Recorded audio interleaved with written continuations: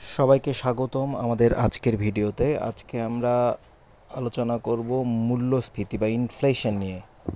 ইনফ্লেশনের কারণ, ট্রেন্ডস এবং এর ইম্প্যাক্টস আমাদের অর্থনীতির উপরে, এই বিষয়গুলি নিয়ে আমরা আলোচনা করব। মূলত প্রথমেই বলতে চাই আমরা ইনফ্লেশন কি, হোয়াট ইজ ইনফ্লেশন। ইনফ্লেশন বা মূল্যস্ফীতি হচ্ছে এমন একটা অর্থনৈতিক অবস্থা যেখানে সময়ের সাথে সাথে বাজারে পণ্যের ও সেবার মূল্যস্তর বৃদ্ধি পায়। মুদ্রাস্ফীতি হলো টাকার ক্রয় ক্ষমতা কমে যাওয়া। এটা পরিমাপের জন্যে সিপিআই, পিপিআই, জিডিপি, ডিফ্লেটর ব্যবহার করা হয়। মূলত টাকার যে ক্রয় ক্ষমতা, যেমন ধরেন 100 টাকায় 1 কেজি চাল কেনা যেত আগে, এখন 8 কেজি চাল কেনা যাচ্ছে। তার মানে কি, টাকার ক্রয় ক্ষমতা কমে গেছে। এই যে টাকার ক্রয় ক্ষমতা কমে যাওয়া, এটাই মূলত ইনফ্লেশন, অর্থাৎ দ্রব্যমূল্য বেড়ে যাওয়া, এটাই হচ্ছে ইনফ্লেশন। ইনফ্লেশনের কারণে মানুষের পারচেজিং পাওয়ার কিন্তু কমে যায়, কারণ দ্রব্যমূল্য যখন বেড়ে যায় তখন স্বাভাবিকভাবেই মানুষ ক্রয় ক্ষমতা কমে যাওয়াটাই স্বাভাবিক। কারণ আগে যে টাকাটা দিয়ে তারা অনেক বেশি পণ্য ক্রয় করতে পারতো, সেই একই টাকা দিয়ে তারা কিন্তু অনেক কম পণ্য ক্রয় করতে পারে, যেটা অর্থনীতির জন্য, বিশেষ করে সাধারণ মানুষের অর্থনীতির জন্য খুবই ক্ষতিকর। দেখুন, এই ছবির মাধ্যমে আমি বোঝাতে চেয়েছি একই পণ্যের জন্য কিভাবে ধীরে ধীরে আপনার মূল্য প্রদান করার দায়ভার বেড়ে যাচ্ছে। তার মানে বেশি টাকা আপনাকে খরচ করতে হচ্ছে একই পণ্যের উপর। এবার ইনফ্লেশনের টাইপস নিয়ে একটু আলোচনা করতে চাই, টাইপস অফ ইনফ্লেশন, এবং এর পাশাপাশি কারণগুলিও আমরা আলোচনা করব। মূলত ফার্স্ট হচ্ছে ডিমান্ড পুল ইনফ্লেশন বলা হয় এটাকে, যেটা একটা অর্থনীতিতে যখন চাহিদা বেড়ে যায়, কোনো একটা পণ্যের চাহিদা যখন বেড়ে যায় কিন্তু দেখা যায় যে সেই পণ্যের সাপ্লাই বা যোগান অর্থনীতিতে কম রয়েছে, তখন সেই পণ্যের স্বাভাবিকভাবেই মূল্য বেড়ে যায়। কারণ অল্প সাপ্লাইয়ের কারণে মানুষের যখন চাহিদা বেড়ে যায় তখন দ্রব্যমূল্য বেড়ে যাওয়াটাই স্বাভাবিক। এরপর আছে কস্ট পুশ ইনফ্লেশন। এটা হচ্ছে যখন কোনো একটা প্রোডাক্টের উৎপাদন খরচ বেড়ে যায়। যেমন ধরেন আমাদের দেশে গার্মেন্টস কোম্পানিগুলি পোশাক তৈরির জন্য তাদেরকে তুলা আমদানি করতে হয়। এখন যদি তুলার মূল্য বেড়ে যায় তাহলে স্বাভাবিকভাবেই কিন্তু তাদের উৎপাদন খরচ বেড়ে যাচ্ছে, তখন কিন্তু দ্রব্যমূল্য এমনিতেই বেড়ে যাবে। তারা উৎপাদন খরচ ব্যয়ভার বহন করার জন্য ব্যবসায়ীরা কিন্তু তাদের পণ্যের মূল্য বাড়িয়ে দেবে।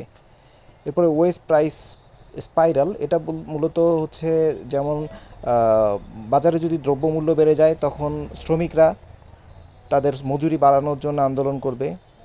যখন মালিকপক্ষ আবার শ্রমিকদের মজুরি বাড়িয়ে দেবে তখন তাদের উৎপাদন খরচ বেড়ে যাবে। উৎপাদন খরচ বেড়ে যাওয়ার জন্য বাড়তি উৎপাদন খরচ উঠানোর জন্য আবার সে প্রাইস বাড়িয়ে দেবে। এটা এই চক্র চলতে থাকবে। গ্লোবাল ইনফ্লেশন ট্রেন্ড নিয়ে আলোচনা করতে চাই। ইনফ্লেশন, আমরা জানি করোনা পরবর্তী সময়ে বিশ্বে ইনফ্লেশন রেট খুব ব্যাপকভাবে বেড়ে যাচ্ছিল এবং 2022-এ গিয়ে এটা 9%-এ উন্নীত হয়। পরবর্তীতে অবশ্য অর্থনীতি কিছুটা ঘুরে দাঁড়াতে শুরু করে। 2024-এ এটা কিছুটা কমে 3.1%-এ নেমে আসে। বর্তমানে গ্লোবাল এভারেজ জানুয়ারি 2025 পর্যন্ত 4.7%। তার মানে এখনও ইনফ্লেশন রেট অনেকটা কন্ট্রোলের মধ্যে চলে এসেছে করোনা পরবর্তী সময়ে, যেটা অনেকটা সহনীয় পর্যায়ে চলে এসেছে। যদিও বর্তমানে ইউক্রেন রাশিয়া যুদ্ধ এবং মধ্যপ্রাচ্যের অস্থিরতার কারণে এখনও ইনফ্লেশন কন্ট্রোল করা সম্ভব হয়নি।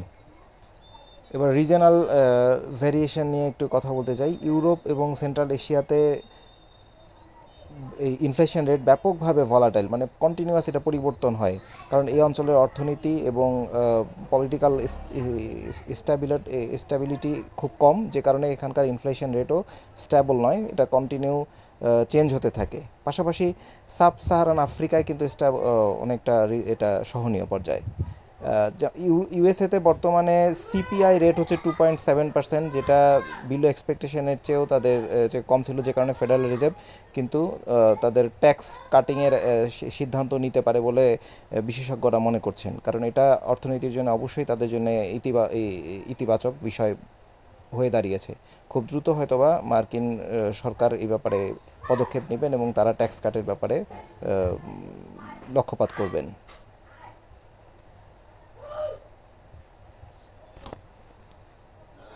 ইনফ্লেশন আসলে একটা অর্থনীতির উপর কী প্রভাব ফেলে, এটা মানুষের সেভিংয়ের উপরে একটা বড় ইম্প্যাক্ট ফেলে, কারণ যখন মূল্যস্ফীতি বেড়ে যায় দ্রব্যমূল্যের ঊর্ধ্বগতির কারণে মানুষের জমানো টাকাটাও শেষ করতে হয় দ্রব্য পণ্য ক্রয়ে। সেক্ষেত্রে এটা ইরোডস সেভিং, মানে সেভিংয়ের দিকে এটা ব্যাপকভাবে ইম্প্যাক্ট ফেলে, যে কারণে ব্যাংকগুলিতে সাধারণত মানুষের ডিপোজিট কমে আসে। বেনিফিট অফ ডেটার্স এবং হার্টস ক্রেডিটার্স, কারণ এখানে যখন কেউ ঋণ গ্রহণ করার পরে ইনফ্লেশন বেড়ে যাওয়ার কারণে পরবর্তীতে ব্যবসায়ীরা তাদের বাড়তি আয় থেকে কিন্তু সহজেই ঋণ পরিশোধ করাটা তাদের জন্য সহজ হয়ে দাঁড়ায়। কিন্তু যারা মূল্য পরিশোধ করছে তাদের জন্য কিন্তু এটা একটা বাড়তি প্রেশার হয়ে যায়, কারণ যেই টাকা তারা দিয়ে প্রথমে কিনেছিল, ইনফ্লেশনের কারণে কিন্তু তাদেরকে বাড়তি টাকা প্রদান করতে হচ্ছে।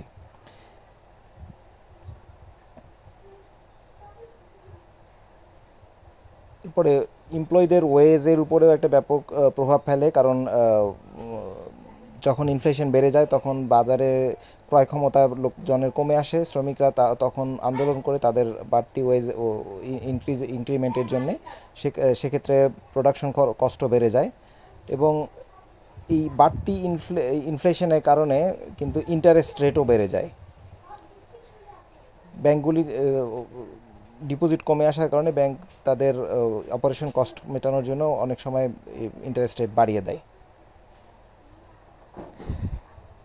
আমাদের খুব অ্যালার্মিক একটা ইনফ্লেশন হয়েছিল 2023-এ আর্জেন্টিনায়, প্রায় 200%, যেটা অকল্পনীয় ইনফ্লেশন, এবং যেটা তাদের অর্থনীতির জন্য ব্যাপকভাবে ক্ষতিকর হয়ে দাঁড়িয়েছিল।